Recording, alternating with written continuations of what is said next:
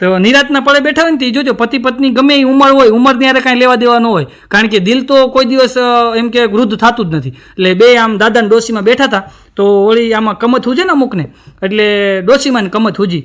એ કે કદાચ હું ગુજરી જાઉં તો તમે શું કરો? દાદા કે તને ભગવાન 100 વર્ષની કરે, તને કાંઈ ન થાય, મને કે શ્વાસ ચડે છે, નહીં હું ગુજરી જાઉં તો તું શું કરી? ડોશીમાં કે આમાં કરવાનું શું હોય કે પછી તમે વૈયા જાઓ, પછી આ દુનિયા મારું કોણ? કે પછીથી કે આ મકાન વેચી નાખવું કે અને મારી બેન રહેશે ને કે એકલી, તો એની ભેગી કે પછી હું ત્યાં રહેવા હોઈ જાઉં કે મુંબઈ, કે મારી બેન રહેશે ને તો એની ભેગી પછી હું રહેવા હોઈ જાઉં, પછી કે મને અહીં ન ફાવે કે.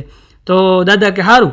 પછી થોડીક વારથી ડોશીમાં કે ના હવે એ તો કયો હું કદાચ ગુજરી જાઉં તો તમે શું કરો? તો દાદા કે એમાં કરવાનું કાંઈ ન હોય કે મકાનને પછી કલર બલર કરાવવું, ફર્નિચર બનાવવું અને મુંબઈવાળી તારી બેનને અહીંયા બોલાવી લો રેવાય કે